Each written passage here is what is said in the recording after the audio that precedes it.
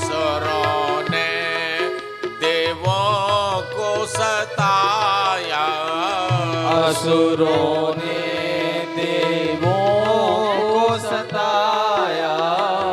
तुमने रूप धरा महामाया, तुमने रूप धरा महामाया। उसी रूप का मैं दर्शन पाऊं, उसी रूप का मैं दर्शन पाऊं। आरती जग जननी मैं तेरी गाऊं, आरती जग जननी मैं तेरी गाऊं। रक्त बीज मधु कैटभ मारे, रक्त बीज मधु कैटभ मारे। भक्तों के मैया काज सवारे, भक्तों के मैया काज संवारे। मैं भी तेरा दास कहूं, आरती जग जननी मैं तेरी गाऊं। भारत तेरी करो बरदाती, आरती तेरी करूं वरदाती। प्रेम कदीपक नैनों की बाती, देव गदीपक करम की बाती। इस दिन तेरी ज्योति जलाऊं, आरती जग जननी मैं तेरी गाऊं। जो कोई माँ की आरती गावे, जो कोई माँ की आरती गावे। भक्त सभी सुख संपत्ति पावे, भक्त सभी सुख संपत्ति पावे। मैया चरण कमल रज पाऊं, आरती जग जननी मैं तेरी गाऊं। आरती जग जननी मैं तेरी गाऊं। आरती जग जननी मैं तेरी गाऊं। बोले जगजननी माँ भगवती अम्बा की जय। अपने अपने स्थानों पर बैठे तो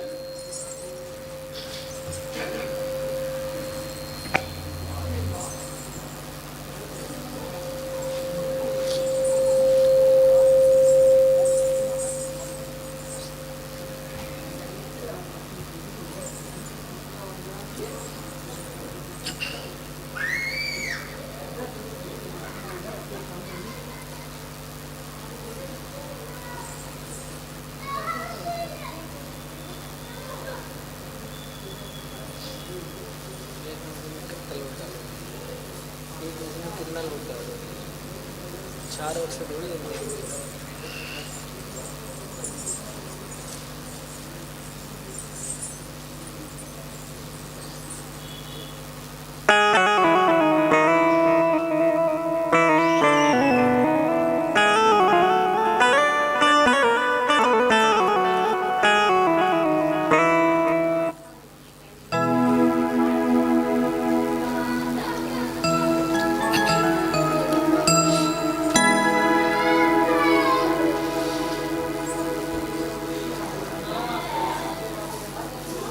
श्री गणेशाय नमः। श्री सरस्वती नमः। नीलांबुज श्यामल कोमलांगो सीता समारोपित बाल भागो पाणो सायक चारु चापम नमामि रामं रघुवंशनाथं वज्रदृष्टं त्रिनयनं कालकण्ठं दरिन्दमं सहस्रकरं विगुणं वन्दे शम्भो उमापतिं वसुदेवसुतं देवं कंसचाणूरमर्दनं देवकी परमानन्दं कृष्णं वन्दे जगद्गुरुं मनोजवं रुततुल्यवेगं जितेन्द्रियं बुद्धिमतां वरिष्ठं वातात्मजं वानरयूथमुख्यं श्रीरामदूतं शरणं प्रपद्ये नमामि गंगे तोपादिपङ्कजं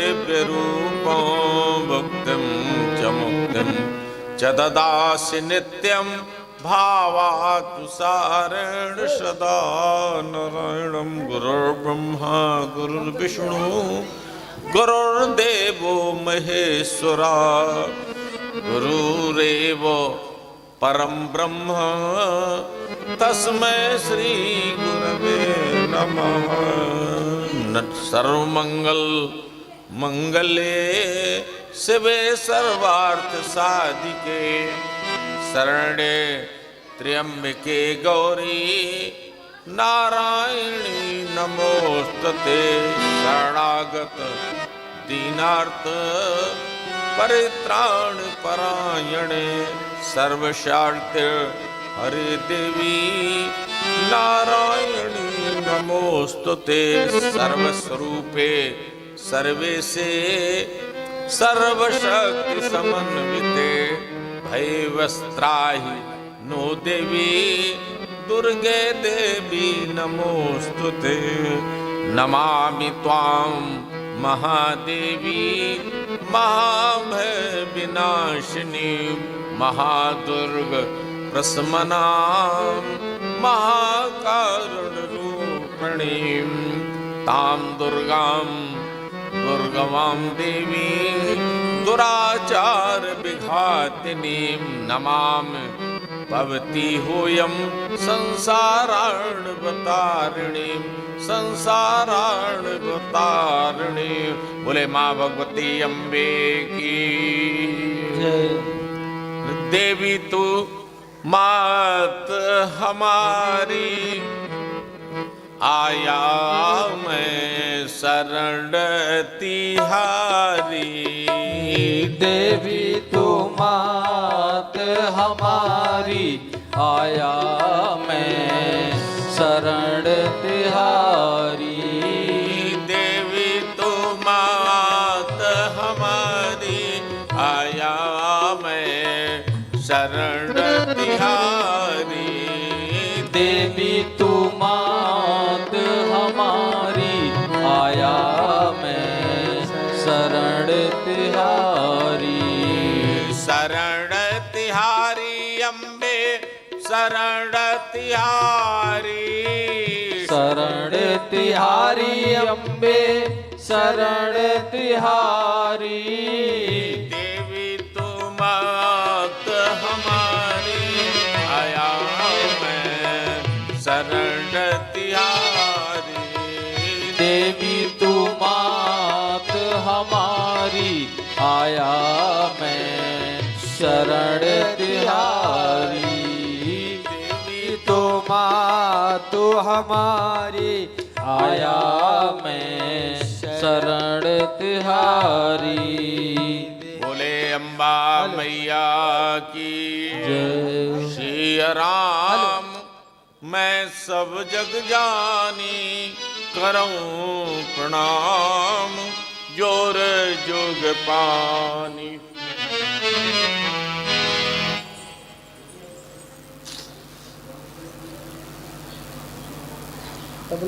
परंपरा पराम्बा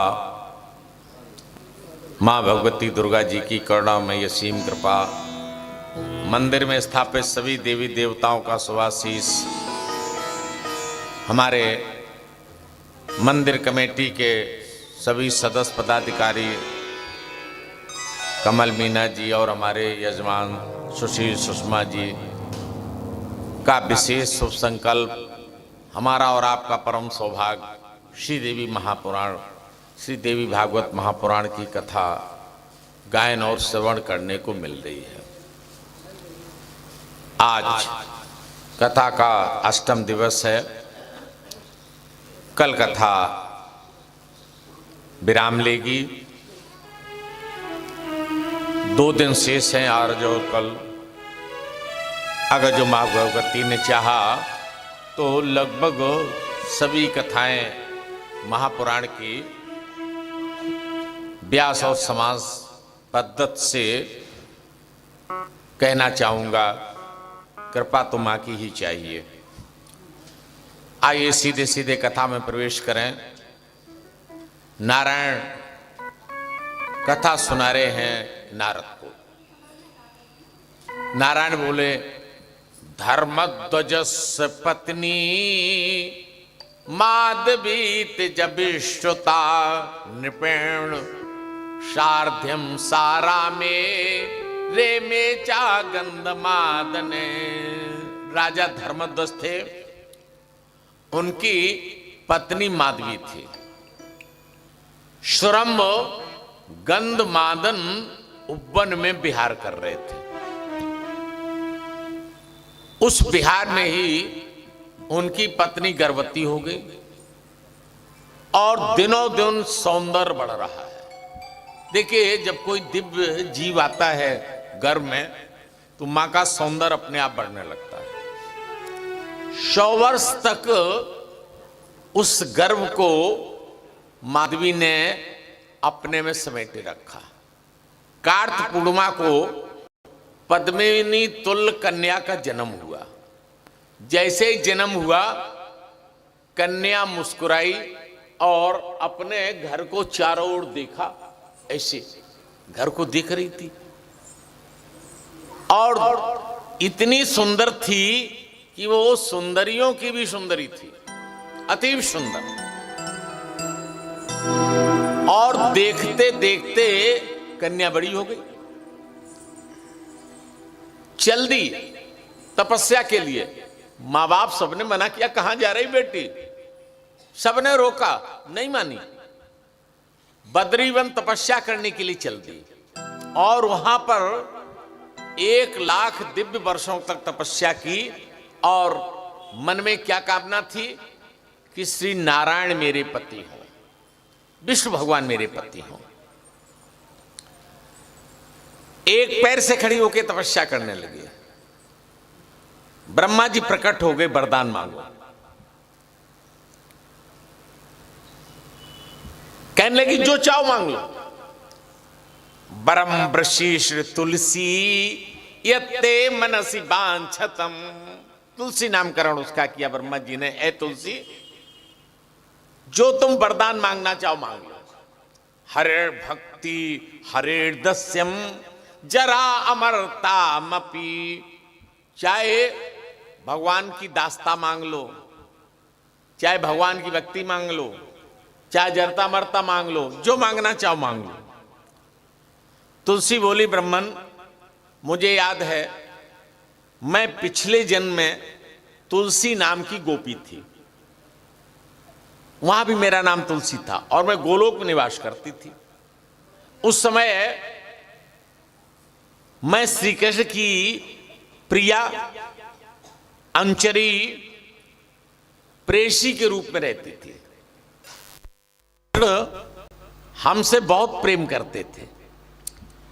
एक समय हम श्री कृष्ण के साथ विहार कर रही थी और उस विहार में इतना मेरा मन लगा कि मैं अचेत हो गई, अतृप्त हो गई और मैं कृष्ण के गोदी में गिर गई। तभी राधा ने आकर के मुझे देख लिया। अच्छा, मेरे पति के गोदी में गिर गई। मुझे शाप दे दिया, तुम जाओ मनुष्य योनि प्राप्त करो। गोविंद ने मुस्कुरा करके कहा, विष्णु भगवान ने, कोई बात नहीं तुलसी, तुम भारतवर्ष में जन्म लोगी, घोर तपस्या करोगी, ब्रह्मा जी के वरदान से मेरे अंश रूप चतुर्भुज विष्णु को प्राप्त करोगी। ये श्री कृष्ण ने कहा।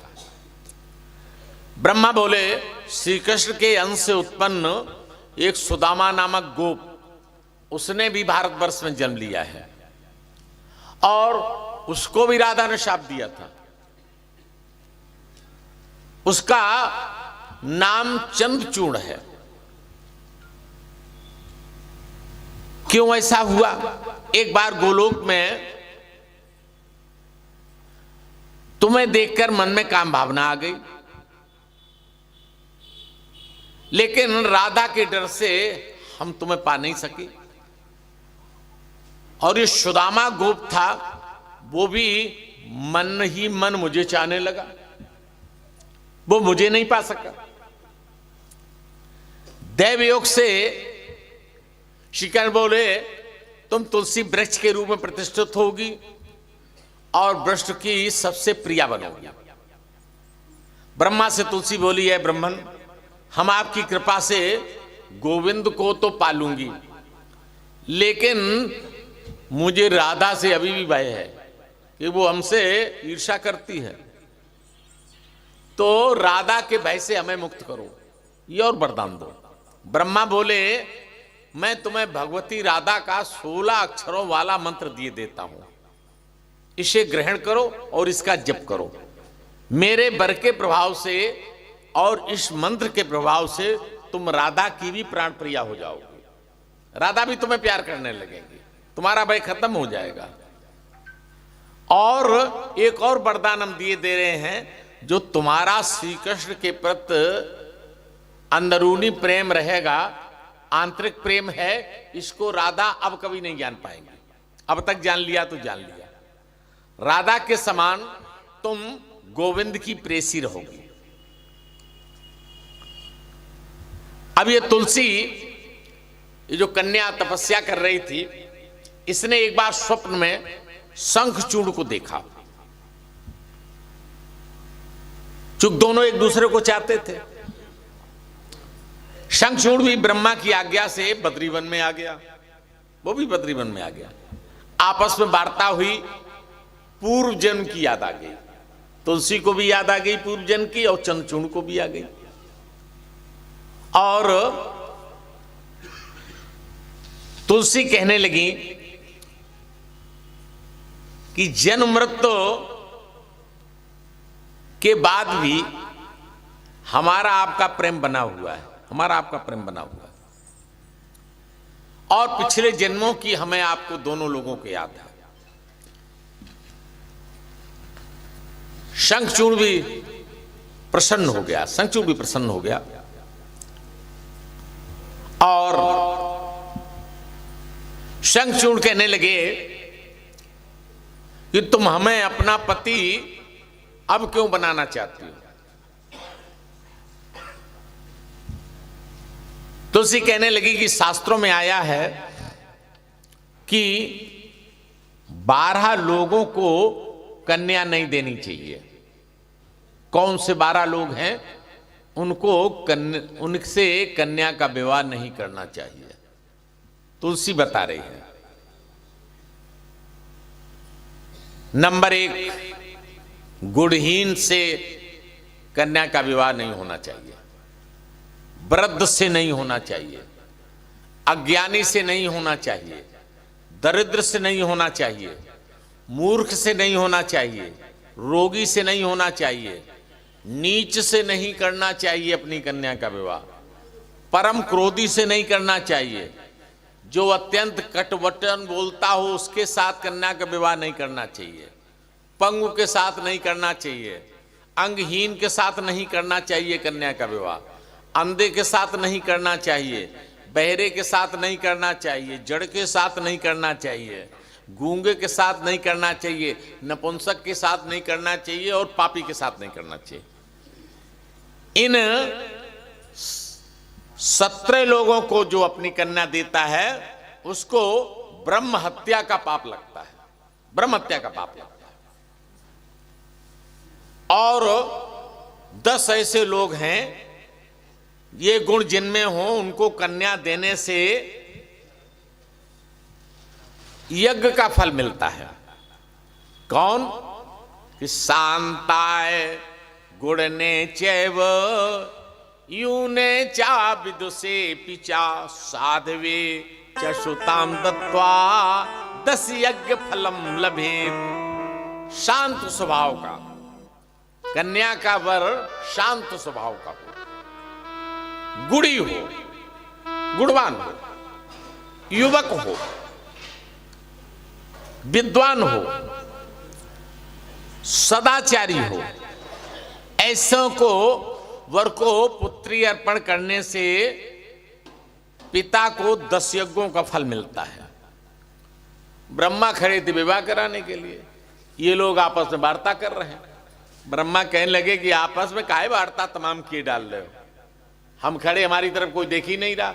ऐसा करो, गंधर्व इससे विवाह करो, और हमने सुन लिया है पुरुषों में ये शंखचूर्ण रत्न है और स्त्रियों में ये तुलसी रत्न है, इससे और बढ़िया सहयोग कहां बनेगा। ब्रह्मा जी ने आज्ञा दे दी और दानव शंखचूर्ण ने गंधर्व विवाह के हिसाब से तुलसी को पत्नी के रूप में ग्रहण कर लिया। शंखचूर्ण बहुत बलशाली था, उसने देवलोक पर अधिकार कर लिया। देवताओं ने सब जाकर के ब्रह्मा को सुनाया, और अब की बार सुनाया नहीं, वृतांतम कथयामास रुरुदश्च भृशम महु। और ब्रह्मा जी के पास जाकर के देवता लोग रोने लगे, रुरुदम, रो रो करके सुनाया, इतने त्रस्त शंखचूर्ण से। ब्रह्मा और देवता शंकर जी के पास गए और शंकर जी के साथ सभी लोग वैकुंठ लोग गए। भगवान चतुर्भुजी नारायण को देख करके सभी प्रार्थना करने लगे, देवता, ऐ प्रभु तुम सुनो, चतुर्भुजधारी और आई हम पर विपदा भारी। सुनो चतुर्भुजधारी, आई हम पर विपदा भारी। तुम सुनो चतुर्भुजधारी, आई हम पर विपदा भारी। तुम सुनो चतुर्भुजधारी, आई हम पर विपदा भारी। है शंख चूड़ दानो ऐसा, है शंख चूड़ दानो ऐसा, देखा न सुना है कभी जैसा। देखा न सुना है कभी जैसा। हम स्वर्ग से दियो निकारी, आई हम पर विपदा भारी। हम स्वर्ग से देव निकारी, आई हम पे विपदा भारी।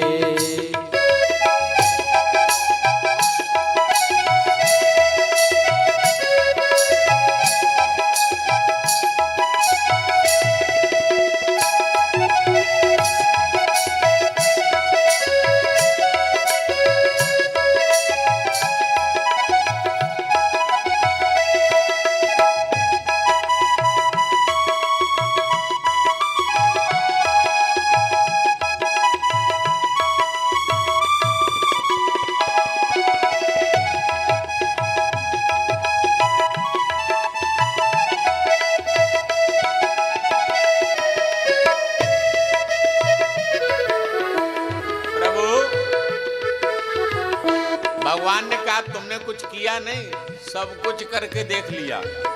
और प्रभु गजब का हो गया, हम कहीं छिप जाएं जाकर के, वो पता नहीं हमें कैसे गुफाओं में खोज लेता है, वहां मारता है, हर जगह मारता है। और केवल मारता ही नहीं है, मुख से भी बहुत उल्टा सीधा बोलता है। प्रभु ऐसी तो बेइज्जती आज तक नहीं हुई।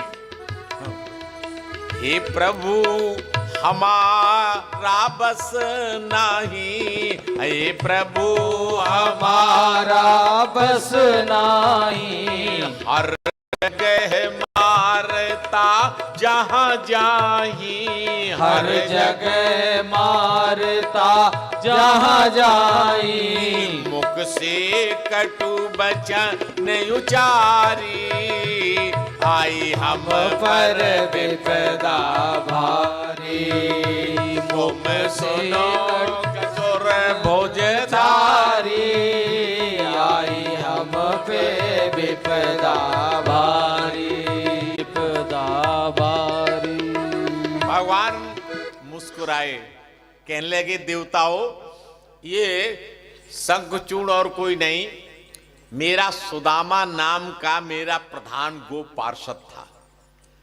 राधिका ने इसको शाप दिया, जो ये मानो दानो योन में गया। मैं एक बार अपनी प्राणों की प्यारी बिरजा के साथ रजमन, देखिए भगवान की दो पत्नियां, वहां भी बिरजा जो यमुना जी हैं कालिंदी, उसको गोलोक में बिरजा कहते हैं, वो भी भगवान की पत्नी है, नारायण की पत्नी है, कृष्ण की पत्नी है। तो मैं एक बार इस गोप के साथ बिरजा के पास चला गया, वहां कुछ विलंब हुआ। लौट करके जब आया तो दासी ने इनको बता दिया राधिका को। राधिका ने पूछा कि कहां गए स्वामी, ने कह दिया तुम्हारी सौत के पास गए। वहां पर आए, वापस आए तो राधिका कृष्ण से अपशब्द बोलने लगी। भगवान तो कुछ नहीं बोले, लेकिन सुदामा को बहुत खराब लगा। कहली क्यों आप बेकार की बात कर रही हो? अरे मैं साथ था, गए वहां खाते खुशामद हुई, उनका थोड़ी देर और स्वामी बैठ लो, अगर वहां बैठ लिए तो कौन सा बुरा हो गया? बस राधा नाराज हो गई और कह दिया अच्छा मुझसे बात करता, मैं शाप देती हूं, जाओ तो दानव हो जा। वही ये शंखचूड़ है जो ये दानव होकर के पैदा हुआ। आप लोग ऐसा करें, मेरा त्रिशूल लेकर के जाएं और ये शंकर जी उसका श्रृंगार करेंगे। लेकिन दो चीजें हैं, वो तब तक नहीं मरेगा। एक तो वो कवच धारण किए हुए है, जब तक कवच रहेगा मरेगा नहीं। दूसरा, उसकी पत्नी पतिव्रता है तुलसी, जब तक उसका पतिव्रत भंग नहीं होगा तब तक मरेगा नहीं। और चिंता मत करो, ये दोनों काम मैं ही करूंगा। उसकी पत्नी ने तपस्या करके ब्रह्मा से वरदान मांगा था कि मैं उसको पति रूप में मिलूं, तो मैं उसको पति रूप में मिलूंगा, कवच भी मैं ही लाऊंगा। वहां देवता चले गए, भगवान शंकर को त्रिशूल मिला, लड़ने की तैयारी हुई। पुष्पदंत को दूत बना करके शंखचूड़ के पास भगवान शंकर ने भेजा और ये कहा कि देवताओं का राज वापस कर दो, सीधे चुपचाप अपने लोक में रहो और नहीं तो हम युद्ध करेंगे। शंखचूड़ हंसने लगा कि कोई हमारे ऊपर चढ़ाई करे, ये तो मेरी बेइज्जती है, मैं ही क्यों ना चढ़ाई कर दूं। उस दूत से कह दिया, कह देना शंकर जी से मैं कल ही आ रहा हूं उनसे लड़ने के लिए, उन्हें आने की जरूरत नहीं। दूत की बात सुनकर के अपनी पत्नी किसने बताया? तुलसी को, कि प्रभाते अहम गमिष्यामि तम च गच्छेतु वाचसा। ए देवी, मैं प्रातः शंकर जी से युद्ध करने के लिए जा रहा हूं, शंकर जी से लड़ूंगा जा करके। तुलसी दुखी हो गई, जानती थी शंकर जी से युद्ध। चढ़चूड़ को शंखचूड़ को समझाया, स्वामी ऐसा नहीं करो। अरे कहा भगवान शिव और कहा हम लोग, क्या तुलना है उनसे युद्ध की। अब देखे शंखचूड़ क्या समझा रहा है कि देवी कालेन योजितम सर्वम कर्मयोग निबंधनम शुभम हर्षम सुखम दुखम भयम शोकश्च मंगलम। ऐ देवी कल्याण, हर्ष, शोक, भय, दुख, मंगल, ये सब कर्म भोग के अधीन है। जो कुछ हमारे आप तुम्हारे कर्म भोग होंगे उसी के अधीन ये सब होंगे। और हम तुम अलग अलग थे।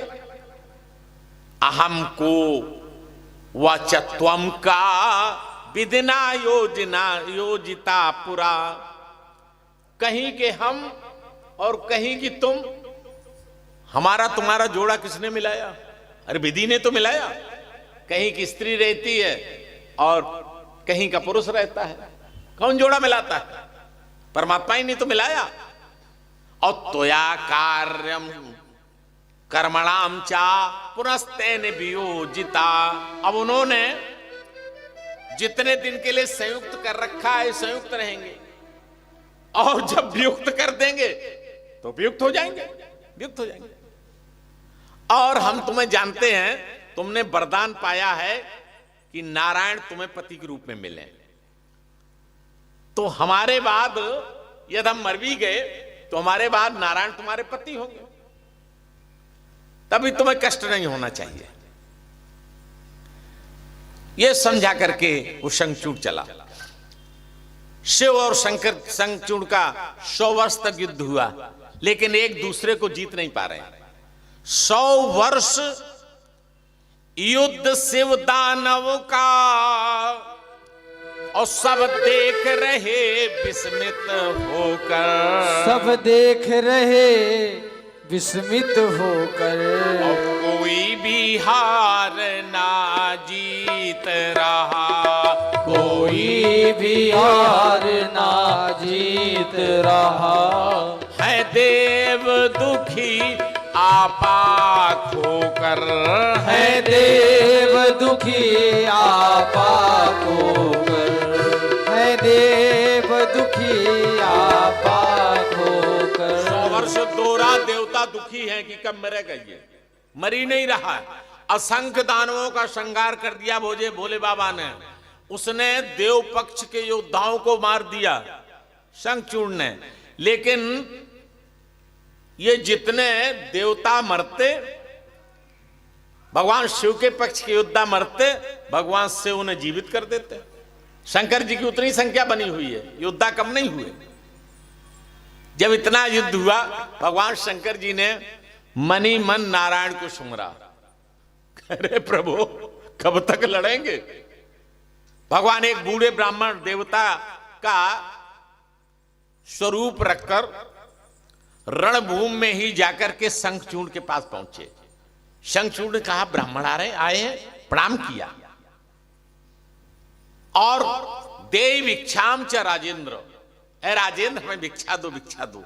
शंखचूड़ कहा ठीक है, जो जो जो जो चाहो ले लो। ब्राह्मण कहने लगे हम तुम्हारा कवच चाहते हैं। विष्णु ने कवच ले लिया, शंखचूड़ ने दे दिया। और कवच देने के बाद शंखचूड़ का रूप रख करके तुलसी के पास पहुंच गए। तुलसी के पास पहुंच गए और उसी समय भगवान शिव ने जो हरका दिया हुआ त्रिशूल था, देवी भागवत में कितना लिखा हुआ, कितना बड़ा था, 4000 हाथ लंबा और 400 हाथ चौड़ा, इतना बड़ा त्रिशूल था। वो भगवान शंकर ने शंखचूड़ पर फेंका, शंखचूड़ भस्म हो गया। शंखचूड़ जैसे भस्म हुआ, उसने गोप वेश धारण कर लिया और विमान पर बैठ करके वो गोलोक को चला गया। जो शंखचूड़ की हड्डियां थी, उन्हीं हड्डियों से शंख जाति की उत्पत्ति हुई। शंख कहां से बना देख लीजिए, शंखचूड़ की हड्डियों से ही ये शंख बना, सब बना। वही शंख सभी देवताओं की पूजा में पवित्र माने जाते हैं। शंख का जल, एक ध्यान देने वाली बात है, केवल शंख का जल सब देवताओं पर चढ़ता है। सब देवताओं को शंख से स्नान कराया जा सकता है, शंख के जल से, केवल शंकर जी पर नहीं। ना ना, शिव पर नहीं। क्यों? क्योंकि शिव ने मारा था, शिव ने मारा था। शिव को छोड़ करके शंख जल सब पर चढ़ता है।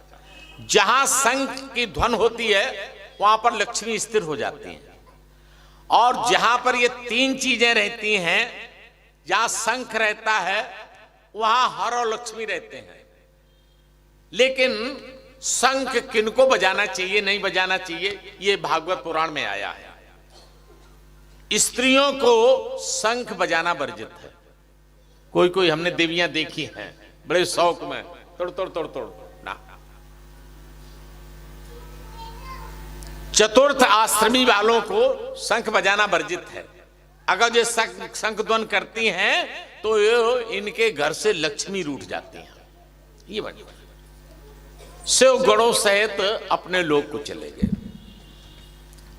इधर नारायण जब पहुंचे तुलसी के पास, और तुलसी ने पूछा, अरे स्वामी आ गए। तुलसी ने कहा कि हमें ताज्जुब हो रहा स्वामी, कहां अखंड लोगों के, ब्रह्मांडों के स्वामी भगवान शिव, और कहां आप युद्ध में कैसे जीत के आप आ गए? मुझे ताज्जुब लग रहा है। जो भगवान शंखचूड़ बने हुए थे वो कहने लगे, देवी 1 वर्ष तक हमारा युद्ध चला, तमाम दानव मारे गए, ना हम हार रहे थे ना शिव हार रहे थे। ब्रह्मा जी आ गए। ब्रह्मा जी ने बीच बिछाव कर दिया कि ना तुम जीतोगे ना तुम जीतोगे, ऐसा करो दोनों में मैत्री कर लो। क्या बहाना बता रहे हैं?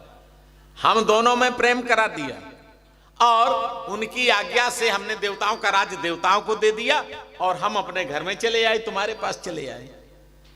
शिव जी अपने लोग को चले गए। प्रसन्न हो गई तुलसी, और श्री हरि ने तुलसी के साथ विहार किया। उसमें तुलसी ने जान लिया और कहने लगी, कोवा तुम बदमावेश भुक्ता हम माया तोया। है तुम कौन हो बताओ? तुमने छल पूर्वक मेरा सती तो नष्ट किया, मैं तुम्हें शाप दिए देता हूं। तुलसी का वचन सुनकर के विष्णु जी प्रकट हो गए। फिर भी तुलसी शाप दे रही है कि आप पाषाण के सदस्य हो गए हैं, आप में दया नहीं है, आपने छलपूर्वक मेरा धर्म नष्ट किया है, मेरे स्वामी को मार डाला है, आप इसी समय पत्थर के हो जाओ, पाषाण के हो जाओ। भगवान ने कहा, शंखचूड़ ने तुम्हें पत्नी के रूप में प्राप्त करके उसने अपनी तपस्या का फल पाया। उसने तपस्या की थी कि मुझे तुलसी पत्नी मिले, और तुमने तपस्या की थी कि तुम्हें हम पति मिले। उसको भी तपस्या का फल मिला है और तुम्हें भी तुम्हारी तपस्या का फल मिला है, जो शंकर जी ने तुम्हें वरदान दिया था। देवी फिर भी कोई बात नहीं है, तुमने शाप दिया है, तुम भी ये शरीर त्याग करके दिव्य देह धारण करोगी और लक्ष्मी के साथ मेरे यहां चलोगी, और इधर तुम्हारा शरीर जो रहेगा, आत्मा तो चलेगी, शरीर तुम्हारा नदी के रूप में परिवर्तित हो जाएगा, और वो नदी होगी गंडकी। गंडकी नदी तुम्हारी बन जाएगी।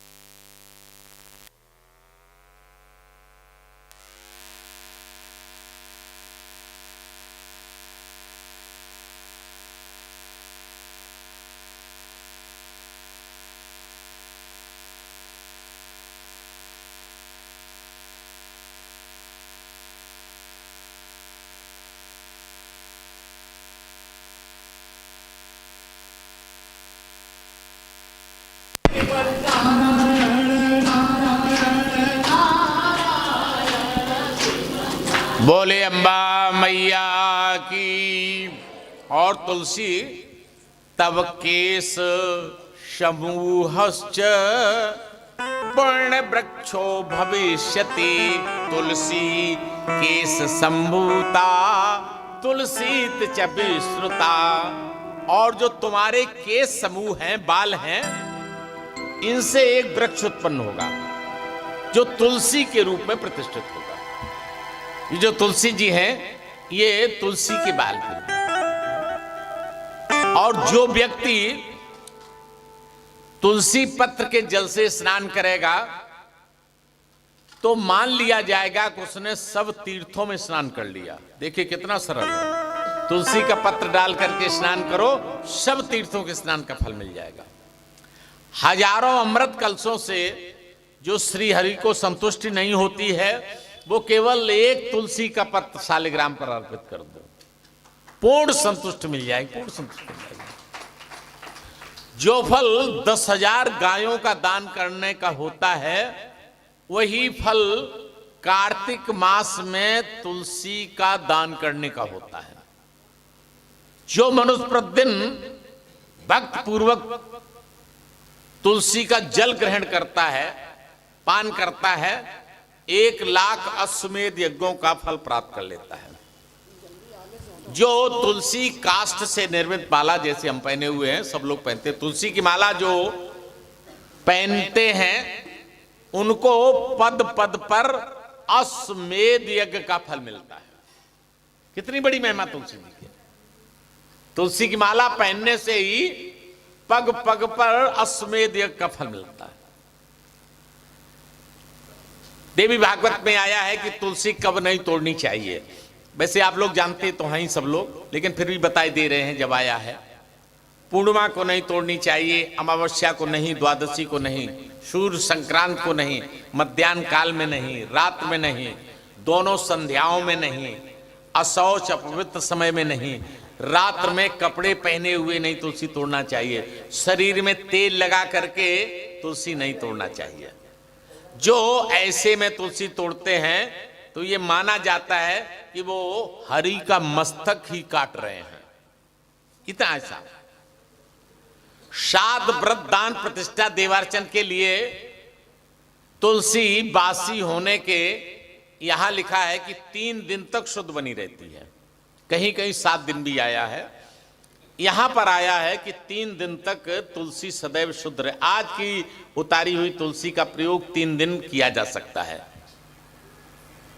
पृथ्वी पर यह तुलसी पत्र गिर गया हो, कल्याण हो, जल में गिर गया हो या विष्णु को भी चढ़ा दिया हो, तो भी ये धोकर के ये दूसरे कामों में प्रयुक्त हो सकता है, किया जा सकता है।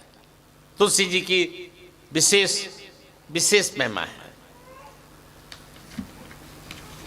तुलसी जी का वृक्ष हर घर में होना चाहिए, हर घर में होना चाहिए। और जिस घर में तुलसी नहीं होती है, वहां पर देवताओं का वास भी नहीं होता, वास भी नहीं होता।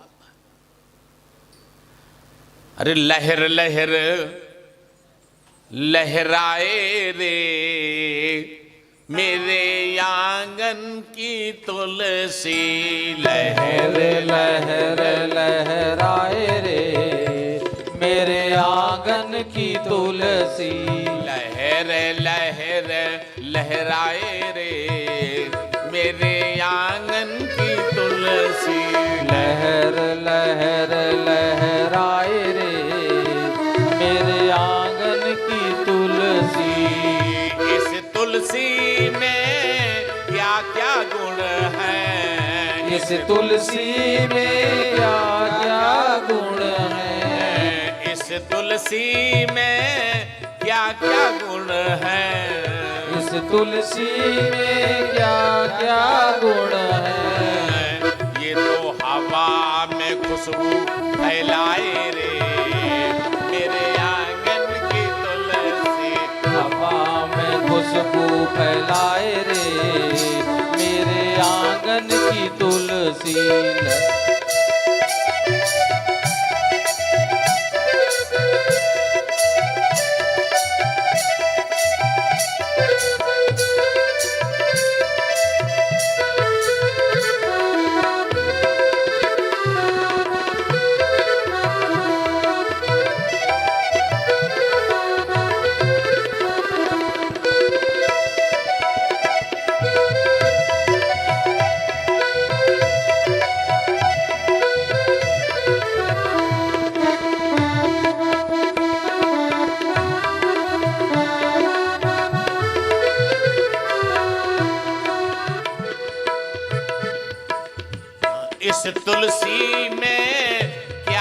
गुण है, इस तुलसी में क्या क्या गुण है, इस तुलसी में क्या क्या गुण है, इस तुलसी में क्या क्या गुण है। ये तो मंदिर की शोभा बढ़ाए रे, मेरे आंगन की तुलसी, मंदिर की शोभा बढ़ाए रे, मेरे आंगन की तुलसी।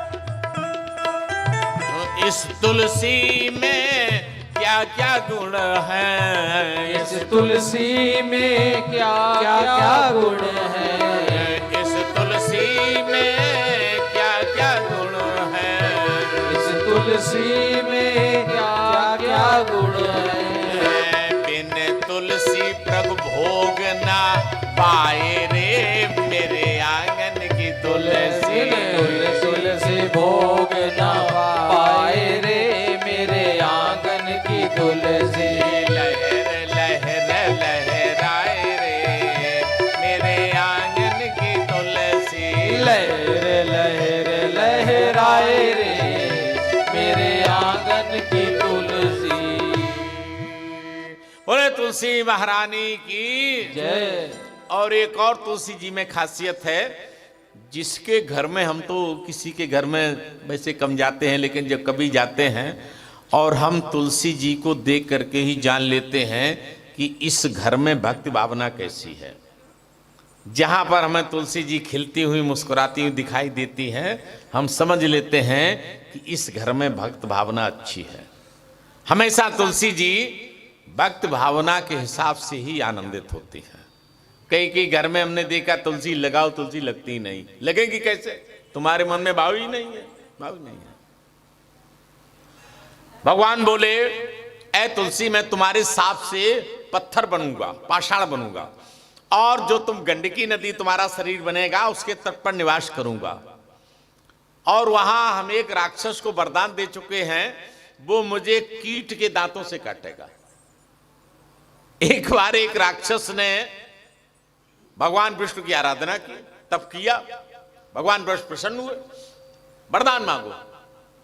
वो राक्षस कहने लगा, प्रभु हमने सब कुछ खाया, मनुष्य खाया, मुर्गा खाया, बकरा खाया, सब कुछ खाया, लेकिन प्रभु आप पर ये बढ़िया बढ़िया भोग चढ़ते हैं, चीनी दही शहद, आपका शरीर कितना मीठा हो गया होगा, हमारा मन है कि हम आपको खाएं, लो ऐसा वरदान दो प्रभु जो हम आपका भक्षण करें।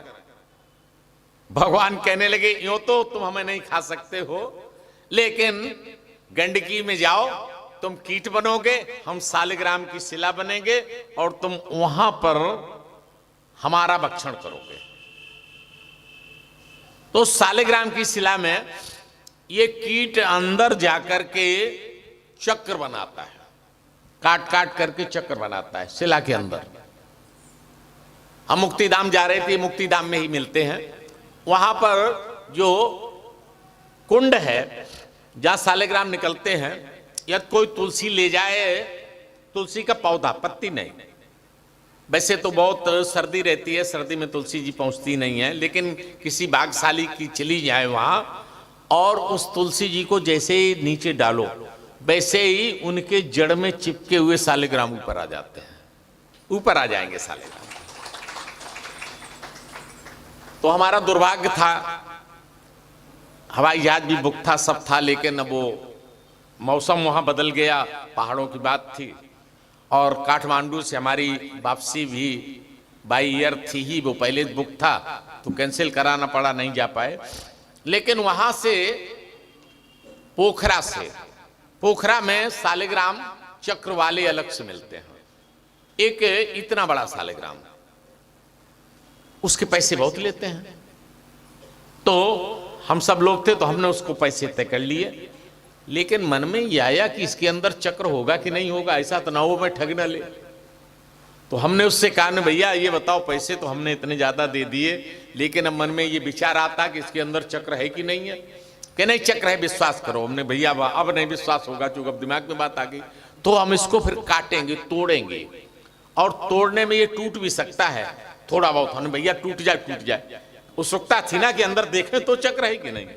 अब उसने पतली छेनी से और हल्के हथौड़े से वो ऐसे ऐसे खुद को तोड़ना जानते हैं, पूरा तोड़ा, इतना सा केवल टुकड़ा टूटा, और बाद बाकी पूरा उसने निकाल करके दिखाया। इधर भी शालिग्राम और इधर भी शालिग्राम, दोनों तरफ शालिग्राम। ये दिव्य शालिग्राम की शिलाएं हैं। शालिग्राम का बहुत बड़ा महत्व है। शालिग्राम शिलायत्र तत्र सन्निहितो हरि ततैव लक्ष्मी बसत सर्व तीर्थ समन्विता। हर वैष्णव के यहां शालिग्राम होना चाहिए। जहां शालिग्राम होते हैं, शालिग्राम की शिला होती है, वहां पर भगवान सब तीर्थों को लेकर के विष्णु को निवास करते हैं। लेकिन असली शालिग्राम हो, ये चिकना पत्थर नहीं जो आजकल बाजार में मिल रहे, ले लो शालिग्राम, ना। पहचान करा करके किसी ब्राह्मण से कोई जानकार हो, पहचान करा करके शालिग्राम की अलग पहचान होती है शालिग्राम की। अरे यहां तो ये लिखा है ब्रह्मत्या आदि तक का पाप भी शालिग्राम की शिला के पूजन से नष्ट हो जाता है। इससे ज्यादा और पाठे चतुर्णाम वेदांच तपसा कर्णम सती तत्पुण्यम लभते नूनम शालिग्राम शिवार्चनम। चारों वेदों के अध्ययन करने से जो और तपस्या करने से जो पुण्य मिलता है, वो केवल शालिग्राम शिला के पूजन से मिल जाता है। शालिग्राम पूजा से मिल जाता है। जो मनुष्य शालिग्राम शिला के जल का चरणामृत नित्य पान करता है, वो भगवान का नित्य प्रसाद ले लेता है, और उसका सर्वथा कल्याण होता है। ऐसे व्यक्ति को सब तीर्थ उसको रोज नित्य स्पर्श करते हैं। केवल शालिग्राम की शिला का चरणोदक ले लो तो सब तीर्थों ने स्पर्श कर लिया, और अंत समय में वो परम धाम को जाता है, हरिलोक को जाता है। अंत समय में भी यदि शालिग्राम की शिला का जल उसको पिला दिया जाए तो वो विष्णुलोक को चला जाता है। अंत समय में यदि तुलसी का जल अंत समय में उस प्राणी को पिला दिया जाए तो भी वो परम धाम को चला जाता। तीन चीजें जिस घर में इकट्ठी रहती हैं, देखिए कौन? शालिग्राम, तुलसी और शंख। शालिग्राम, शंख और तुलसी चढ़ी हुई शालिग्राम के ऊपर, ये तीन चीजें जहां रहती हैं वो घर भगवान को अत्यंत प्रिय हो जाता है, अत्यंत प्रिय हो जाता है।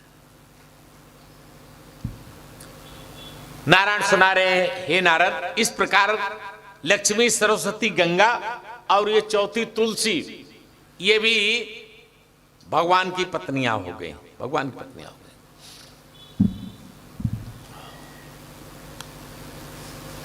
नारायण आगे कथा सुना रहे नारद। एक अश्वपत नाम के राजा थे, उन्होंने सावित्री की पूजा की, मां सावित्री की पूजा की, और सावित्री देवी प्रकट हो गई और कहने लगी कि पूजा तो राजन तुमने की है, लेकिन कामनाएं अलग अलग हैं। तुम कुछ चाहते हो और तुम्हारी पत्नी कुछ चाहती है। साध्वी क्या चाहती? कन्या विलासों चकरोति तब कामनी। आपकी साध्वी पत्नी तो कन्या चाहती है, हमारी कन्या हो, और तुम प्रार्थयसि पुत्रम चा, और तुम पुत्र चाहते हो, वो कन्या चाहती, तुम पुत्र चाहते हो। हम वरदान देती हैं, होंगे दोनों। कैसे होंगे? भविष्यति क्रमेण चा, पहले कन्या होगी और उसके बाद पुत्र होंगे। वरदान दे दिया। समय आने पर एक अति सुंदरी कमला रूपी कन्या पैदा हुई और चूक सावित्री मां की कृपा थी, इसलिए उसका नाम ही रख दिया सावित्री। सावित्री 12 वर्ष की हो गई। उस समय जल्दी शादी होती थी, आज भी जल्दी शादी होती है। अब तो ये पता नहीं कहां से ये लगा दिया है सरकार ने प्रतिबंध, हम कुछ कहते नहीं, 18, 21 फलान ढिकान। अरे चलो खैर, इस पर हमें कुछ नहीं कहना है।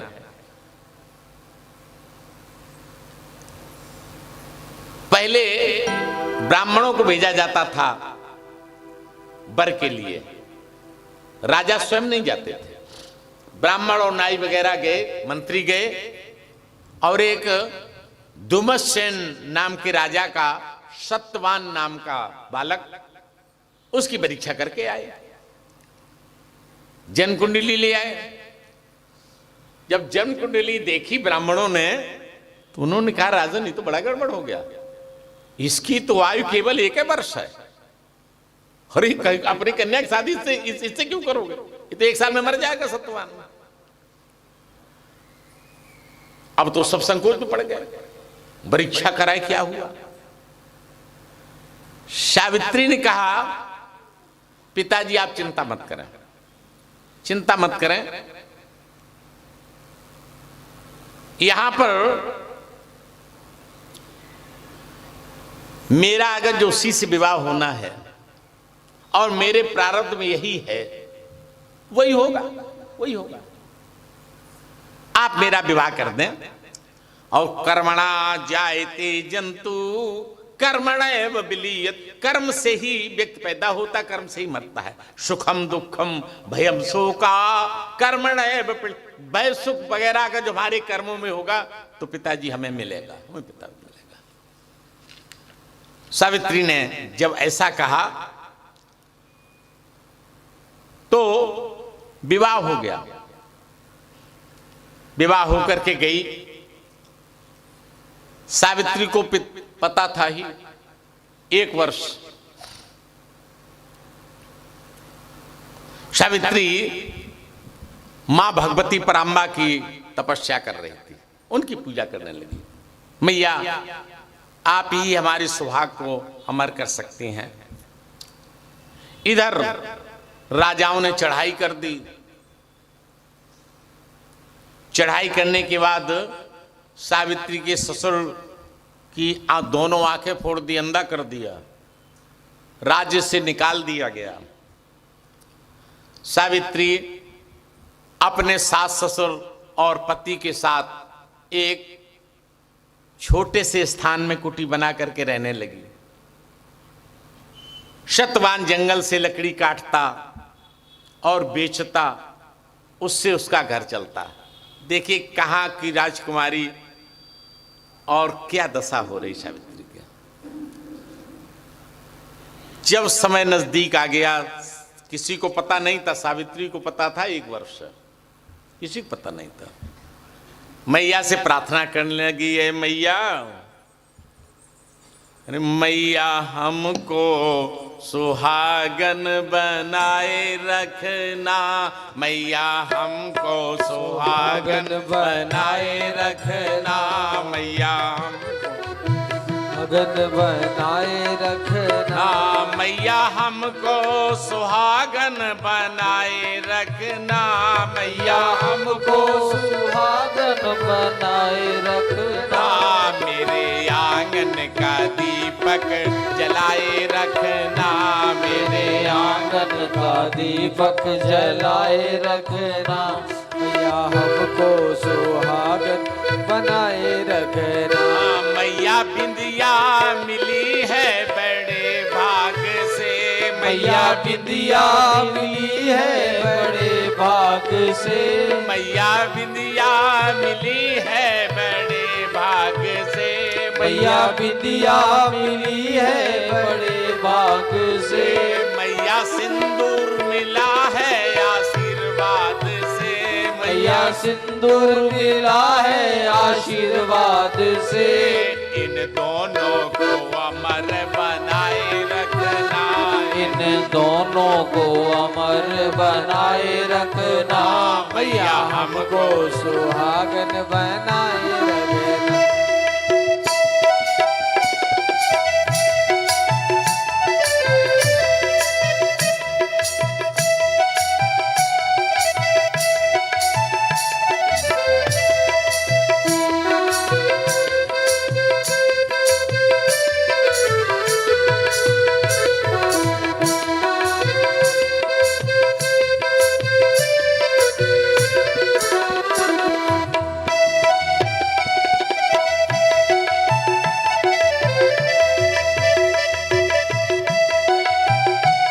मैया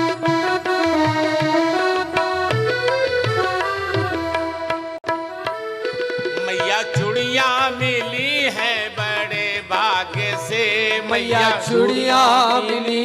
बड़े भाग से, मैया चूड़ियाँ मिली है बड़े भाग से, मैया चूड़ियाँ मिली हैं बड़े भाग से, मैया मेहंदी मिली है आशीर्वाद से, मैया मेहंदी मिली है आशीर्वाद से, इन दोनों को अमर बनाए रखना, इन दोनों को अमर बनाए रखना, मैया हमको सुहागन बनाए रखना, मैया हमको सुहागन बनाए रखना।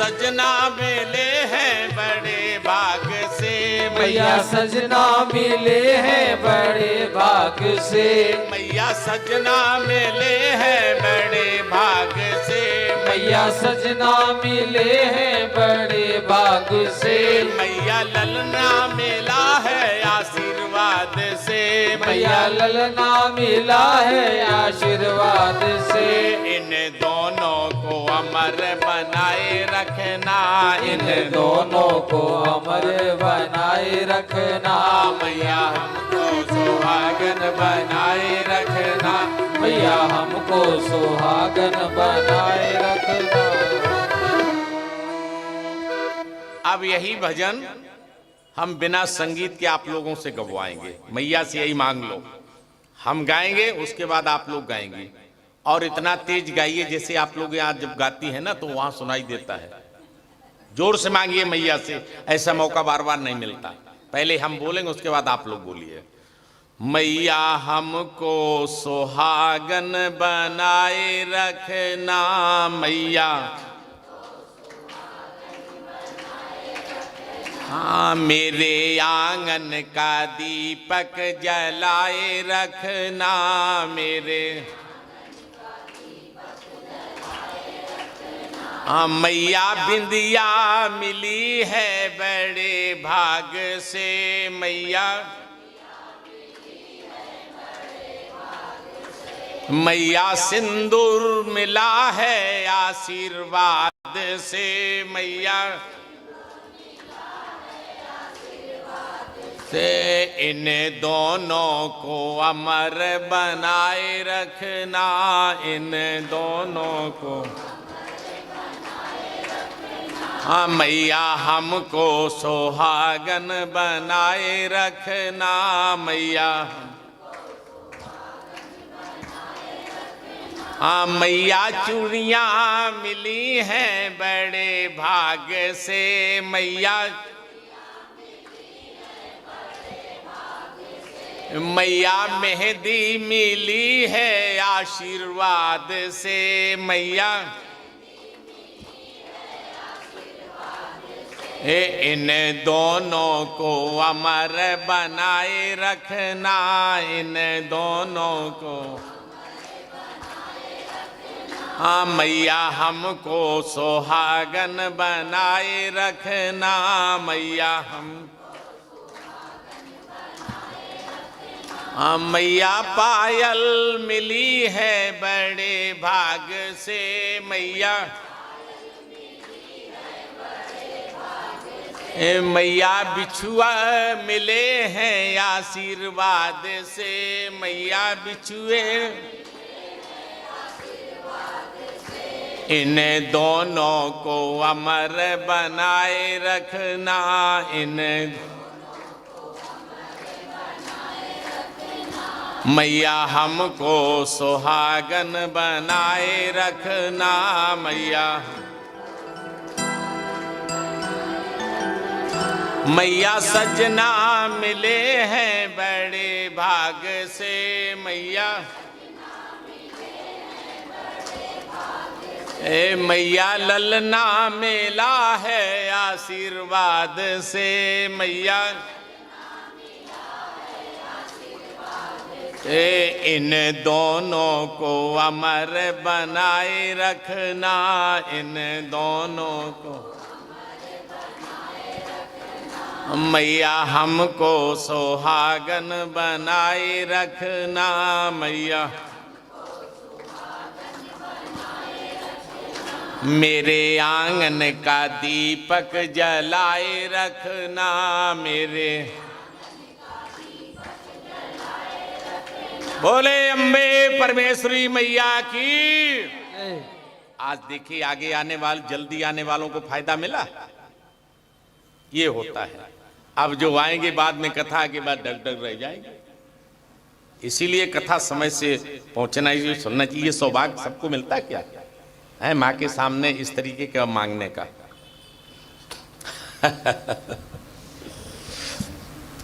जो नहीं आई है उनको घर में बता दीजिए, जो लेट आई है, कि तुम भी मांग लो, मन से ही मांग लो, गा के ना सही क्यों। हमें तो ताज्जुब भी लग रहा, मीना मांग रही तो ठीक थी, ये कमल भी मांग रहे थे।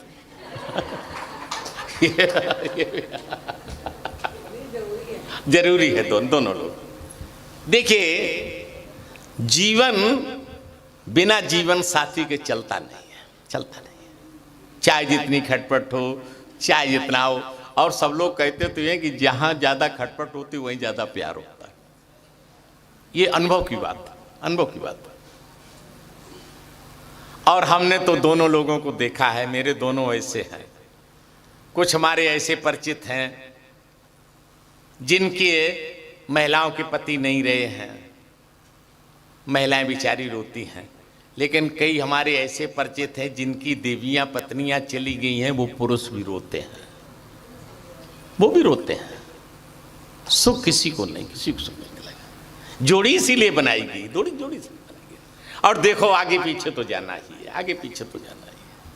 कोई सौभाग्यशाली ऐसा होता है, अभी कानेपुर की कोई बात थी कि वो पत्नी मरी और वो जाकर के वो करके आए घाट से और लौट करके आए और या वो भी मर गए। एक के साथ रही हुई दोनों लोगों की। तो ऐसा भी संयोग होता है, ऐसा नहीं, ऐसा भी संयोग। सावित्री ने कहा आज हम जरूर चलेंगे साथ में, जान लिया वही समय था। सावित्री साथ गई। सत्यवान ऊपर लकड़ी काट रहा था, उसका सिर चकराने लगा। समय आ गया मृत का, उतर करके नीचे आया, कहने लगा आज हमारा सिर चकरा रहा है, लेट जाओ लेट जाओ। जंगे पर सिर रख करके सतवान लेट गया। अब धर्मराज के दूत आए लेने के लिए, लेकिन ले नहीं जा पाए। देखिए ये पतिव्रता की बात होती है। पतिव्रता स्त्री के पास पति लेटा है, उसके शरीर को टच करके और मर गया है, लेकिन दूतों की हिम्मत नहीं है, कवच बन गया पतिव्रत धर्म का। जाकर के कह दिया धर्मराज से हमारे बस की बात नहीं, हमारे बस की बात नहीं, हम नहीं ले जा पाएंगे, हम नहीं ला पाएंगे। करी क्या बात हो गई कि हम क्या बताएं, हमारे पास में जा ही नहीं पाते। अरे ले तो वो तब जाएंगे जबकि उसके पास तो पहुंचे। हम जब पास ही नहीं पहुंचते उतने दूर से थोड़े खींच लेंगे, नहीं पहुंच पा रहे हैं। धर्मराज स्वयं आए और सत्यवान के आत्मा को खींचा। अंगुष्ठ के बराबर आत्मा जाती है, यहां भी यही लिखा है, अंगूठे के बराबर सत्यवान चला। सावित्री ने देख लिया कि पति जा रहा है, सावित्री पीछे पीछे चल दी। देखिए ये है पतिव्रत, दिखाई दे रहा महाभारत, दिखाई दे रहा। धर्मराज ने बोला कहां जा रही हो देवी? कह ले जहां पति जा रहे वहां जा रहे हैं, वहां नहीं जा सकती। तो मेरे प्रश्नों के उत्तर दो, मेरी शंका का समाधान करो, मैं नहीं जाऊंगी। हाँ बेटी तुम पूछो, जो कुछ पूछना चाहो पूछो। सावित्री पूछ रही किम कर्म कद भवेद केन को वा ततो दे तो रे ववा को वा देही को देहा का को वा त्रम कर्म कार्य का। कर्म क्या है, कर्म किससे होता है, उसका हेतु क्या है, देही कौन है और ये देह कौन है, इस लोक में प्राणियों से कर्म कौन कराता है, ज्ञान क्या है। देखिए क्या क्या प्रश्न पूछ रही है आज सावित्री यमराज से। बुद्धि क्या है, शरीरधारियों में ये प्राण नाम की क्या चीज होती है, किसको प्राण कहते हैं। इंद्रियां क्या है, उनके देवता कौन है।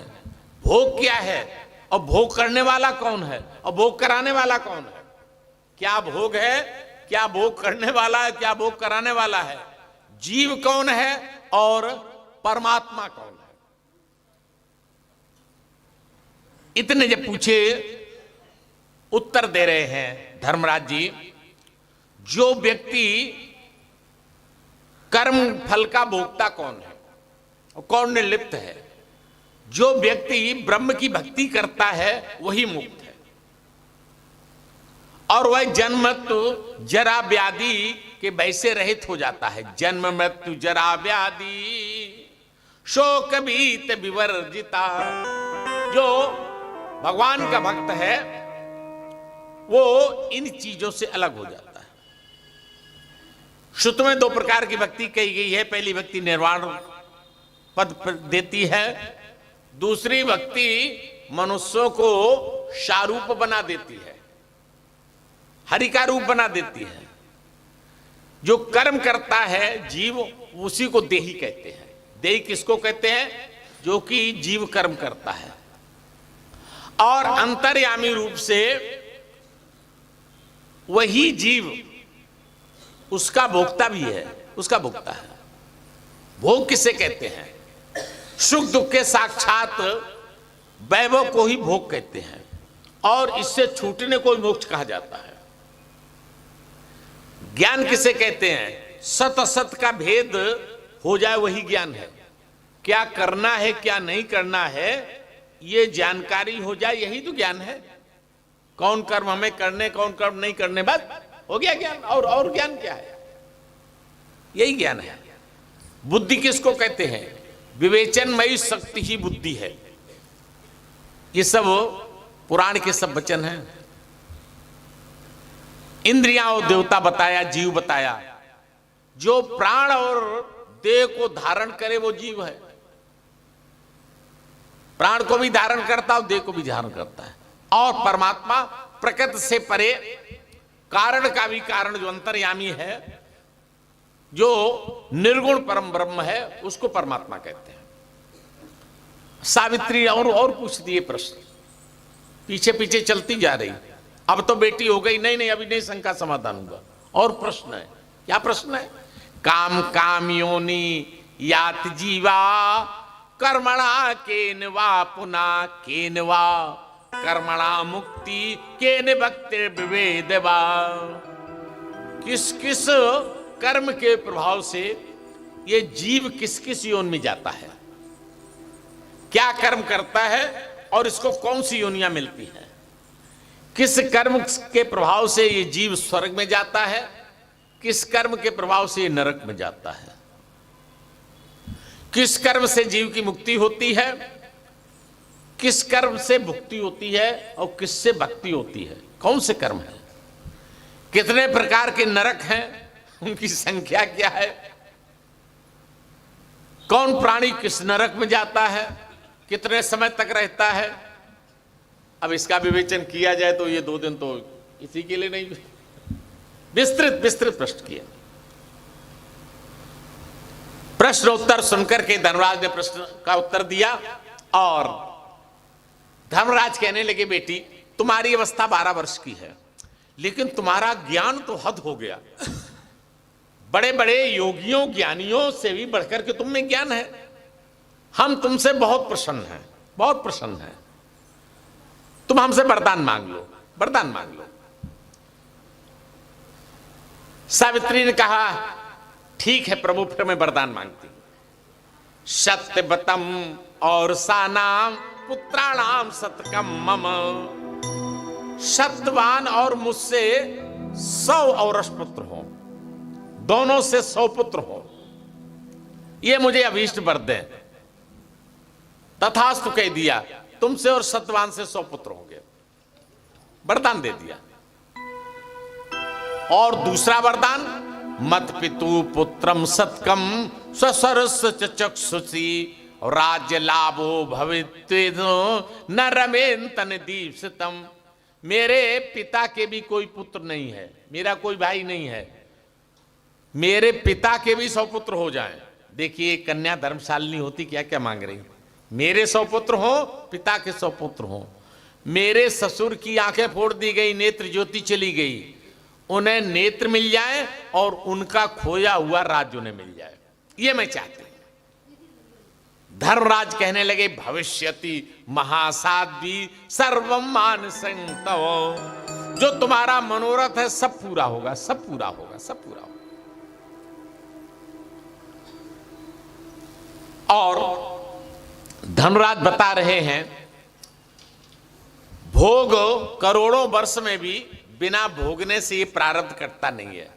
अवश्य में भोक्तव्यम कृतम कर्म स्वभाव।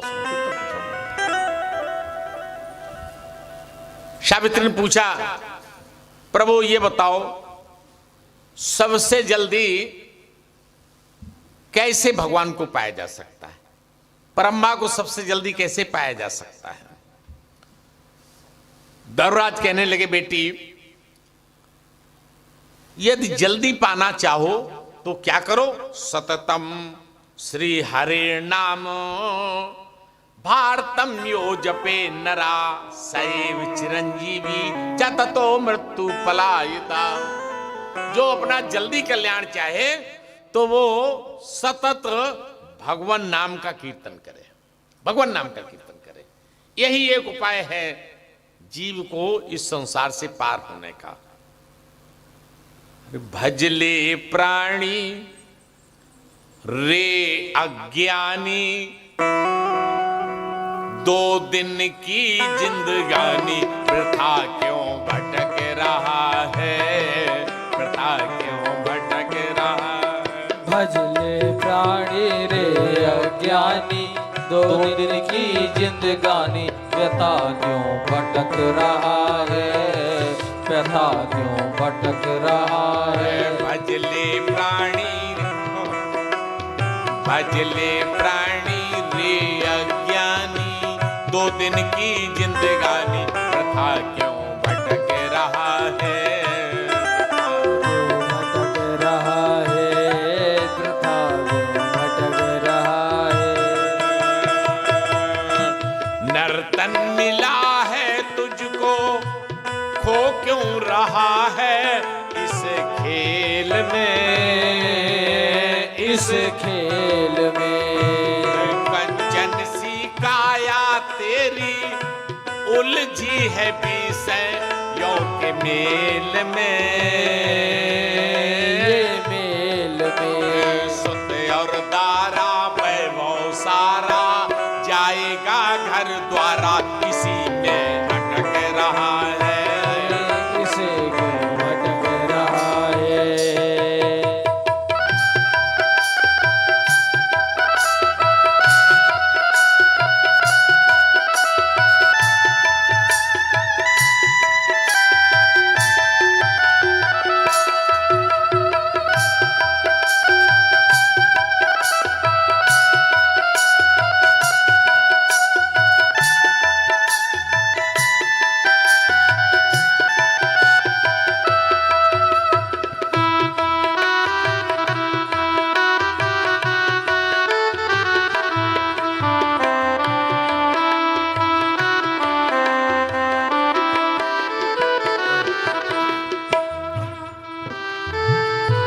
भूला फिरे क्यों बंदे धन और यौवन के उमंग में, हाय उमंग में माता पिता और बंधु कोई चले ना तेरे संग में, तेरे संग में मैं और तोरा तू और मेरा माया का है फेरा, इसी में भटक रहा है।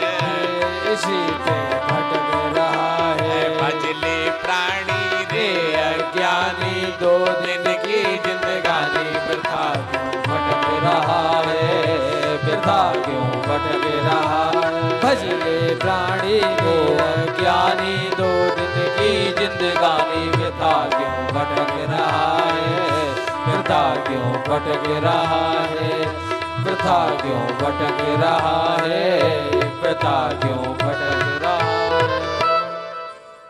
भजले प्राणी रे अज्ञानी दो दिन की जिंदगानी वृथा क्यों भटक रहा है। कार्तिक मास में श्री हरि को तुलसी अर्पण करने का फल बताया है देवी भागवत महापुराण में।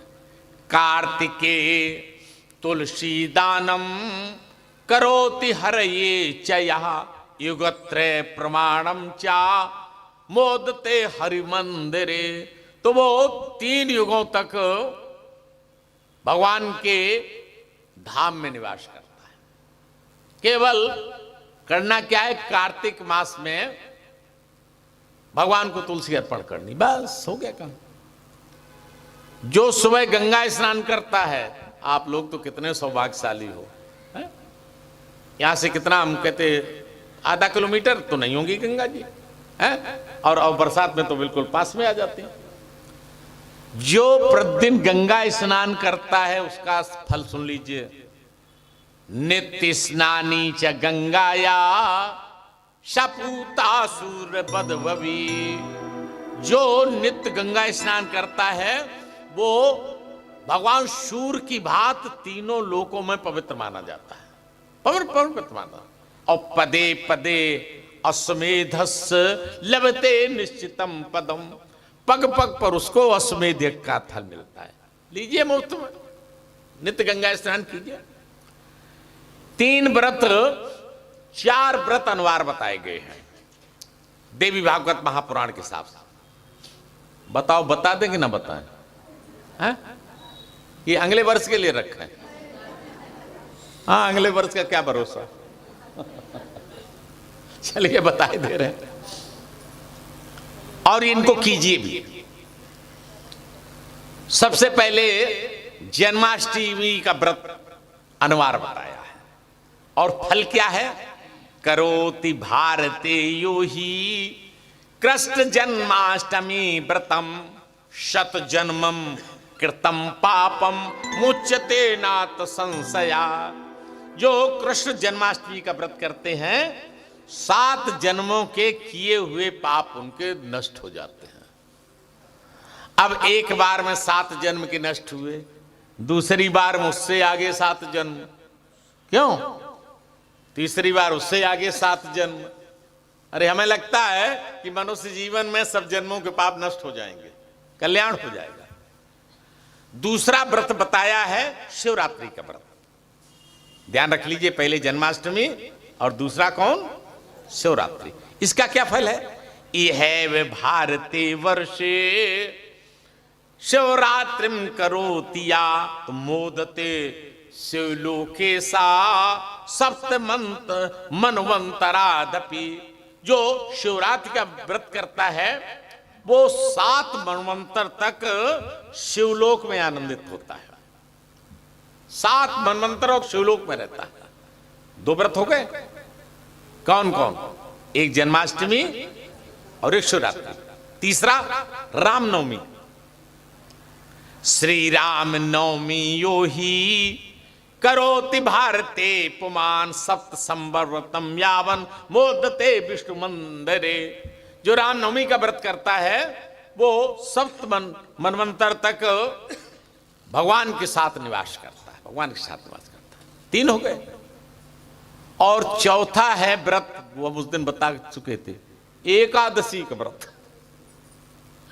अनुवार हमने बताया था, देवी भागवत जी में लिखा हुआ है कि शुक्लाम बाथवा कृष्णाम करोते एकादशीम चया बैकुंठे मोदते सोपी यावद वे ब्राह्मणो बया। जो शुक्ल और कृष्ण एकादशी का जो व्रत करता है वो तब तक बैकुंठ लोक में रहता है जब तक कि ब्रह्मा की आयु है। इसका मतलब 1 कल्प तक लगातार बैकुंठ में रहता है, बैकुंठ में रहता है। कितने लोग इसको सुन सुन करके एकादशी का व्रत करने लगे। जैसे एक ही उदाहरण दे दें, हमारे आर्गन मास्टर राकेश क्यों करने लगे व्रत एकादशी का। हाँ, मुफ्त मुफ्त में जब व्रत से ही सब आनंद हो जाए। एकादशी का व्रत जरूर रहना चाहिए। और शालिग्राम के पूजन,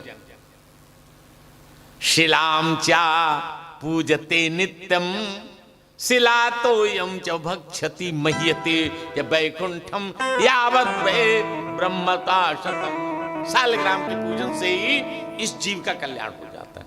और पार्थिव शिवलिंग पूजन की बात कही गई है। पार्थिव लिंग पूजन, शिवा शिवम या पूजये नित्यम कृपालिंगम। इस पार्थिव लिंग की हमने पिछले साल चर्चा की थी, शिव महापुराण में, आप लोगों को याद है।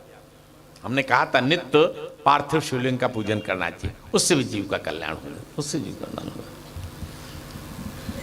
सावित्री ने प्रश्न कह दिया कि हमने सुना है कि मां भगवती जगदम्बा का कीर्तन सबका उद्धार करता है और ये श्रोता और वक्ता दोनों का कल्याण कर देता है, जन्म मृत्यु और बुढ़ापे का भी नाश कर देता है। इससे अमरता मिल जाती है, सभी प्रकार की सिद्धियां मिल जाती हैं। और हमने ये भी सुना है कि ये जो आपने ये जो व्रत बताए हैं ये मां भगवती की व्रत के 16वीं कला के भी बराबर नहीं है। श्री शक्ति सेवक सैव कलाम नारहंति षोडशीम। जितने और व्रत हैं वो मां भगवती की व्रत के 16वीं कला के बराबर भी नहीं है। विभिन्न नरकों का वर्णन किया गया है, पाप कर्म बताए गए हैं, विभिन्न योनियों का वर्णन किया है पाप कर्मों से, जो नरक कुंडों में यातनाएं दी गई उसका वर्णन किया गया है। अंत में धर्मराज कहने लगे, बेटी जो तुम चाहती थी मैंने दे दिया, अब तुम जाओ, मैं तुम्हारे पति को ले जा रही हूं, पति हमारे साथ अब जाएगा। सावित्री कहने लगी, वाह प्रभु, अरे हमसे और हमारे पति से मिलकर के 100 पुत्रों का वरदान दिया और पति साथ ले जा रहे हो, पुत्र होंगे कैसे? अब धर्मराज को एहसास हुआ, अरे ये मैंने क्या कर दिया। आत्मा को छोड़ दिया, आत्मा को छोड़ दिया, सत्वान जीवित हो उठा। सत्वान इस भारतवर्ष में 1 लाख वर्ष तक सुख भोगा और अंत में वहां गया जहां पर भगवती विराजमान रहती हैं। वर के प्रभाव से सावित्री के पिता ने भी सौपुत्र प्राप्त किए। ससुर की दोनों आंखें ठीक हो गई, ससुर का खोया हुआ राज भी मिल गया, सावित्री को भी पुत्रों की प्राप्त हुई और सावित्री भी पति के साथ 1 लाख वर्ष तक सुख भोग करके और पति के साथ देवी लोक को चली गई। दिव्य कथाएं हैं। भगवती लक्ष्मी के प्राकट्य की भी कथा आती है। नारद ने पूछा, ये बताओ मनुष्य, सबसे पहले लक्ष्मी जी की पूजा किसने की? उनका क्या स्वरूप है, उनके क्या गुण हैं? नारायण राधा का प्राकट बता रहे हैं कि लक्ष्मी का प्राकट राधा से हुआ है। सृष्टि राधो पुरा ब्रह्मन कृष्ण परमात्मनम देवी वामांस संभूता बभूव रास मंडले। प्राचीन समय में सृष्टि के आरंभ में रास मंडल के मध्य में भगवान कृष्ण के वामांग से राधा जी प्रकट हो गई रास मंडल में, और भगवान प्रसन्न हो गए। भगवान प्रसन्न हो गए, सभी लोग राधा जी की विनती करने लगे। राधा की महिमा अपार, कर जोर करें बिनती सब। राधा की महिमा पार, कर जोर करें बिनती सब। राधा की महिमा अपार, कर जोर करें बिनती सब। राधा की महिमा पार, कर जोर करें बिनती सब लोग। प्रभु वाम अंग से प्रगटी, प्रभु वाम अंग से प्रगटी, नहीं माया में है भटकी, नहीं माया में है भटकी।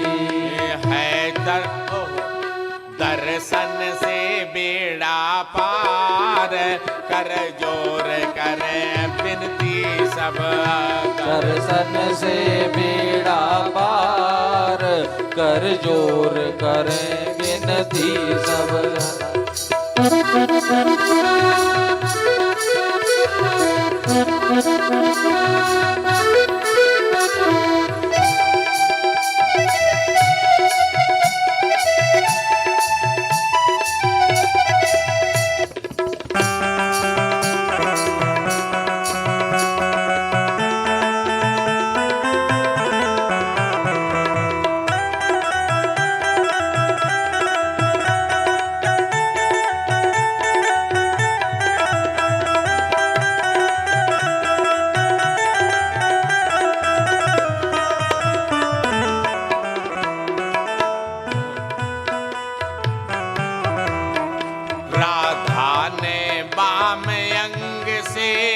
लक्ष्मी प्रकटाई तन से। राधा ने बाम अंग से लक्ष्मी प्रकटाई तन से।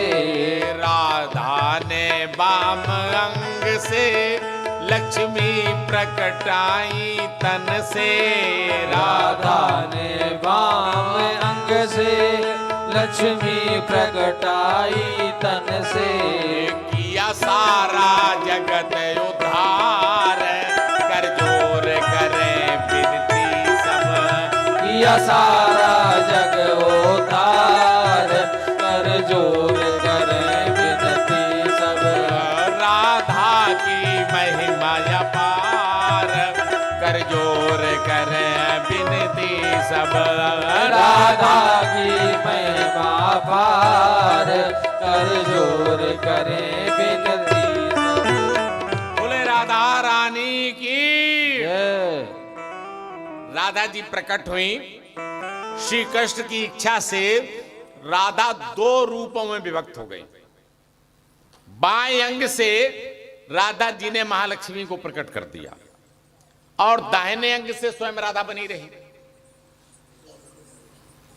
अब राधिका ने 2 भुजाओं वाले कृष्ण को पति रूप में वर्ण कर लिया।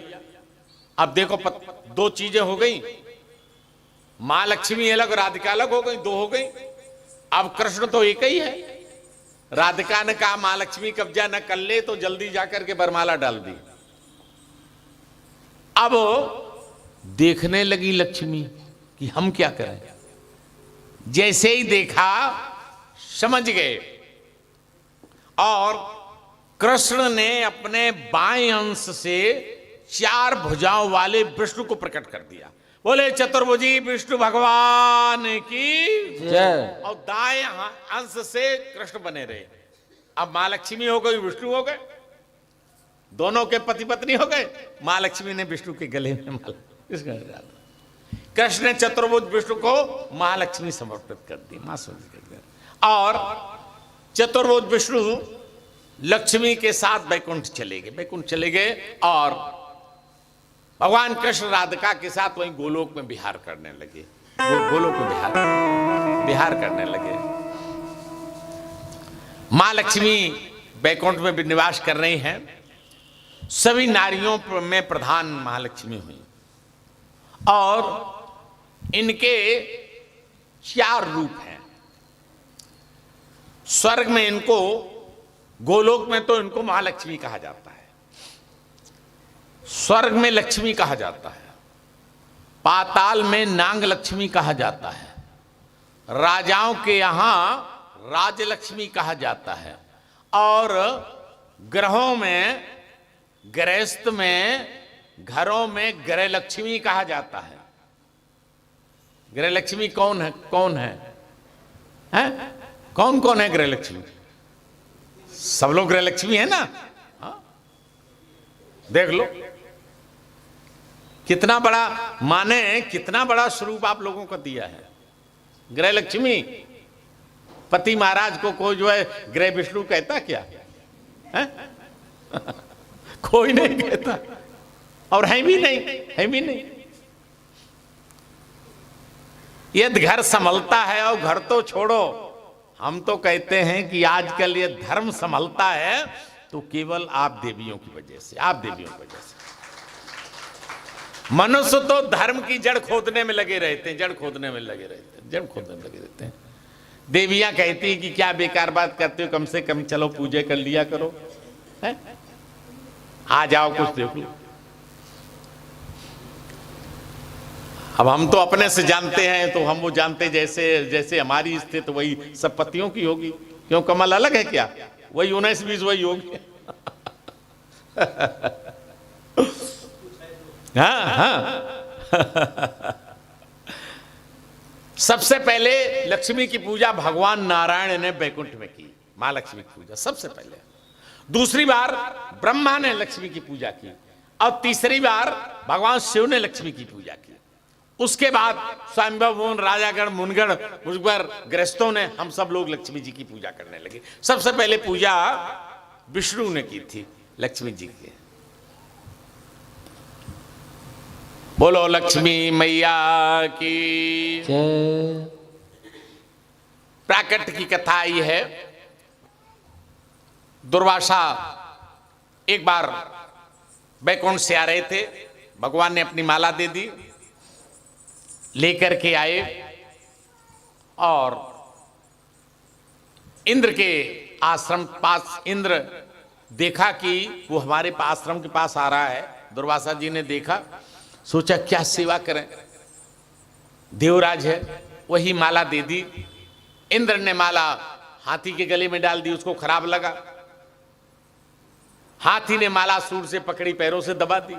दुर्वासा क्रोधित होकर शाप दे दिया, तो श्रीहीन हो जा, लक्ष्मी चली जाए तेरे यहां से। लक्ष्मी गायब हो गई, लक्ष्मी चली गई, श्रीहीन हो गए सभी देवता, परेशान घूम रहे हैं। अब कहां जाएं? समुद्र मंथन की कथा आप लोगों ने सुनी है। समुद्र मंथन हुआ और समुद्र मंथन से लक्ष्मी जी का प्रकट हुआ और नारायण को पति रूप में लक्ष्मी जी ने समुद्र मंथन से वरण किया। दिव्य कथाएं हैं। ये लक्ष्मी जी कहाँ रहती हैं और कहाँ नहीं रहती हैं, इसका भी वर्णन। लक्ष्मी है क्या? माही का तो रूप है। देवी भागवत जी की ये